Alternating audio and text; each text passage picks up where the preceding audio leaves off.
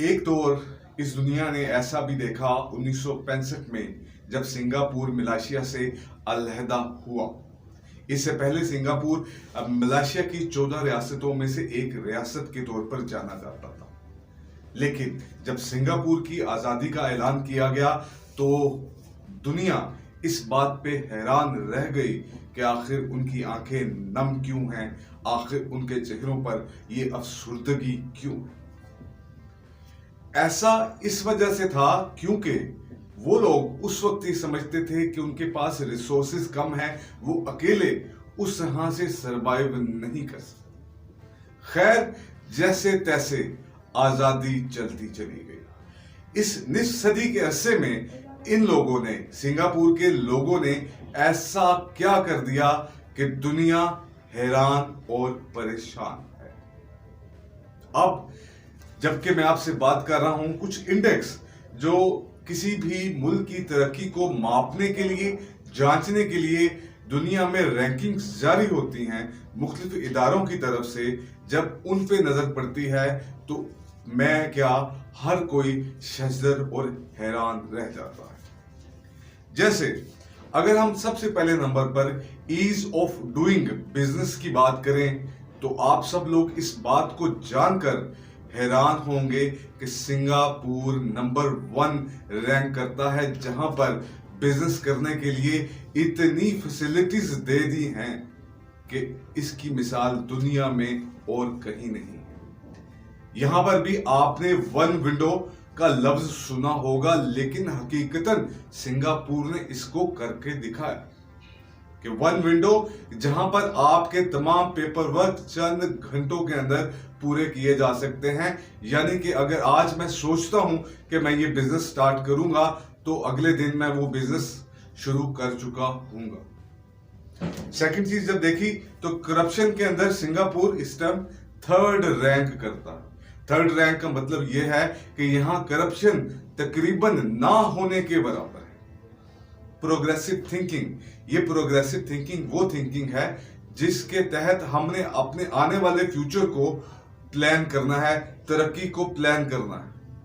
उसके अंदर अगर हम सिंगापुर को देखें तो वो दुनिया के अंदर चौथा ऐसा मुल्क है जो कि progressive thinking as a nation रखते हैं।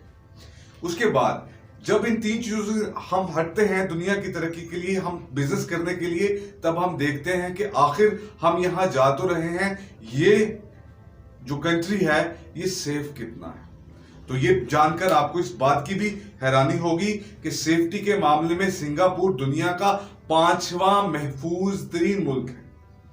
और फॉरवर्ड थिंकिंग सोसाइटी, कि अपनी सोसाइटी को ग्रो करने के लिए, प्रोग्रेस करने के लिए आखिर उनकी फॉरवर्ड थिंकिंग क्या है। अगर हम इस इंडेक्स में नजर दौड़ाएं तो ये फॉरवर्ड थिंकिंग सोसाइटी में भी 5th रैंक करते हैं। हायर एजुकेशन, आज सिंगापुर का एजुकेशन सिस्टम दुनिया का बेहतरीन एजुकेशन सिस्टम है और दुनिया में 6ठे नंबर पर रैंक करता है। इनोवेशन के मामले में आए कि अपने रोजमर्रा की जिंदगी के अंदर क्या ऐसी नई चीजें, इनोवेशन जो मयार हैं वो तमाम चीजें अपने अंदर समो लेते हैं और नई से नई चीजें करने को पसंद करते हैं। उसके अंदर अगर रैंक देखें तो 7th है। अगर हम बात करें कल्चरल वैल्यूज की तो वो 9th है। जी हां, ये सिंगापुर वही मुल्क है जिसकी आबादी कमोबेश 55 लाख है। जी हां, सिंगापुर वही मुल्क है जहां पे ज़राअत तकरीबन ना होने के बराबर है। जी हां, ये सिंगापुर वही है जहां पे 40% फॉरेनर्स आबाद हैं। जी हां, ये सिंगापुर वही है जहां पर गुर्बत कभी नाच नाचा करती थी, लेकिन आज ये हाल है कि तकरीबन $60,000 पर कैपिटा एनुअल इनकम है। अब जब हम मेट्रो में बैठते हैं, जो कि हम शायद 20वीं सदी के आखिर में देखते हैं, तो वो 1993 के अंदर ये मेट्रो ट्रेन और मेट्रो सर्विसेज अपने पैसेंजर्स को दे देते हैं। ये तमाम चीजें जानते बूझते हम हैरान और परेशान हैं। हम सोचते, समझते और ना जाने सोच की किन गहराइयों में खो जाते हैं कि हमें भी इस चीज का अंदाजा नहीं हो पाता।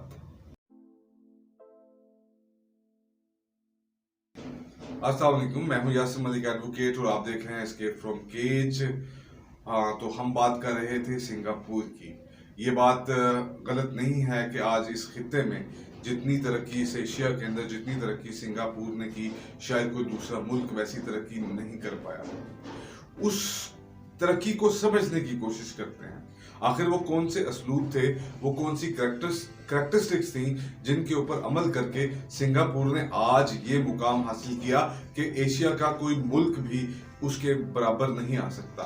हालांकि एशिया के बहुत सारे मुल्कों के अंदर रिसोर्सेज बहुत ज्यादा हैं, चाहे वो लोगों का रिसोर्स हो, चाहे मौसमों का, चाहे कल्टीवेटेड लैंड का, चाहे बिजनेस का, चाहे किसी और चीज का, वो रिसोर्सेज से माला माल हैं। लेकिन एक इतना सा सिंगापुर आखिर उन सबको पीछे कैसे छोड़ गया।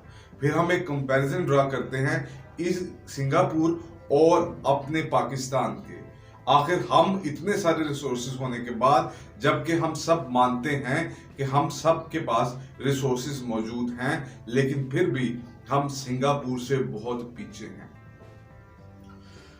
तो टोटल 3-4 चीजें आपने अपने जहन में रखनी है, जिससे समझने की कोशिश कीजिएगा कि आखिर सिंगापुर इतना आगे कैसे चला गया।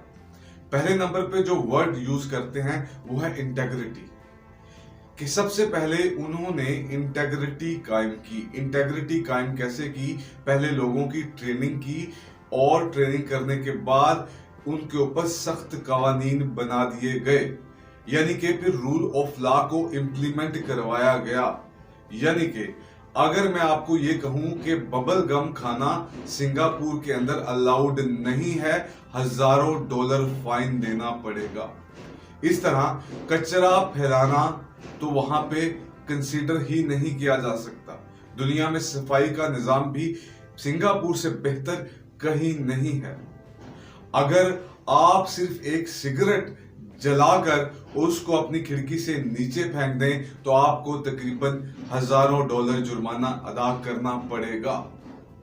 और खुदा ना खास्ता अगर आपने सड़क पर कोई ऐसी चीज फेंक दी तो फिर उसके साथ आपके साथ वो सलूक किया जाता है, आपको उतनी इंसल्ट की जाती है कि आप उसके बारे में सोच भी नहीं सकते। फिर ना सिर्फ वो जगह, ना जाने पूरा मुल्क और कौन कौन सी जगहें वो आप लोगों से साफ करवाते हैं, जिसके एवज वो आपको एक टी शर्ट पहना देते हैं। इस तरह से उन्होंने रूल ऑफ लॉ अपनी कंट्री के अंदर प्रिवेल किया। जिस कंट्री के अंदर रूल ऑफ लॉ प्रिवेल करता है, आप खुद समझिए वहां पे इंटेग्रिटी का लेवल किस लेवल को पहुंच जाता है। तो पहली चीज जो थी वो इंटेग्रिटी थी, यानी उन्होंने अपनी कौम को इंटेग्रिटी की तरफ लाया। उन्होंने ईमानदारी के साथ वहां जिंदगी गुजारी, जिसकी वजह से वो आज दुनिया में नंबर 3 रैंक करते हैं, जहां पे करप्शन सबसे ज्यादा कम है। दूसरी चीज जो थी वो कलेक्टिव अप्रोच थी, यानी उन्होंने अपने अंदर एक कलेक्टिव अप्रोच की बात की। उसकी मिसाल मैं इस तरह से देता हूं कि हमारे मुल्क में, हमारे शहरों में, हमारे घरों में आमतौर पर यह कहा जाता है कि आप सफाई करें अपने घर की, अपने कमरे की और इर्द गिर्द की चीजों की। लेकिन जो सिंगापुर है वहां अपने बच्चों को स्कूल लेवल से ही सिखाया जाता है कि हमने अपने शहर को कैसे साफ रखना है, हमने अपने शहर को कैसे साफ करना है, हमें डिफरेंट तरह से कैसे अप्रोचेस को जहां जहां है हमें अपनी हेल्प आउट करनी है, हमें अपनी कलेक्टिवनेस को दिखाना है। उन्होंने अपने लोगों के जहन में किसी तरह से ये बात डाल दी कि ये मुल्क ही असल में घर है। वो एक मुल्क को एक घर की तरह लेकर चलते हैं। तीसरी चीज वहां की जुडिशरी। वहां की जुडिशरी का निजाम उन्होंने इतना अच्छा कर दिया कि वो कुछ सालों और महीनों, सालों और सदियों पर मबनी केसेस के फैसले नहीं होते। आप आज जाएंगे कोर्ट के पास, कोर्ट फौरन इमीडिएटली बेसिस के ऊपर आपके केसेस को डिसाइड कर देगा, जिसकी वजह से बिजनेसमैन वहां खुश है। बिजनेसमैन अपना पैसा लगाता है, वो अदालत जाता है, उसको रेसिप्रोकेट मिलता है। अगर उसके साथ कोई ज्यादती करने की कोशिश मिलता है तो वो अदालतें फौरन उसको रिलीफ प्रोवाइड करती है। इंटेग्रिटी, कलेक्टिव अप्रोच और जुडिशरी। और तीसरी चीज मेरिटोक्रेसी आमतौर पर बोलते हैं, यानी जिसकी जो काबिलियत है उसको वो काम दे दो, जितना वो ज्यादा काबिल है उतनी उसकी सैलरी, उतनी उसकी इनकम बढ़ा दी जाए।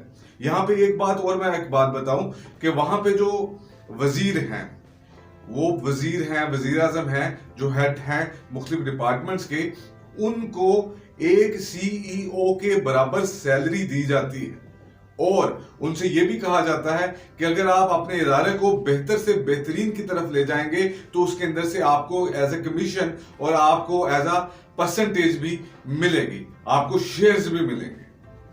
तो वहां पे तकरीबन 95% जो फीमेल हैं वो पढ़ी लिखी हैं, 99% जो मेल हैं वो पढ़े लिखे हैं। जैसा जिसका काम वैसा उसको दे दो, जितनी जिसकी काबिलियत उतना ऊपर वो चला जाएगा। फिर रूल ऑफ लॉ जब इंप्लीमेंट किया तो शेप बन के आई इस सिंगापुर की।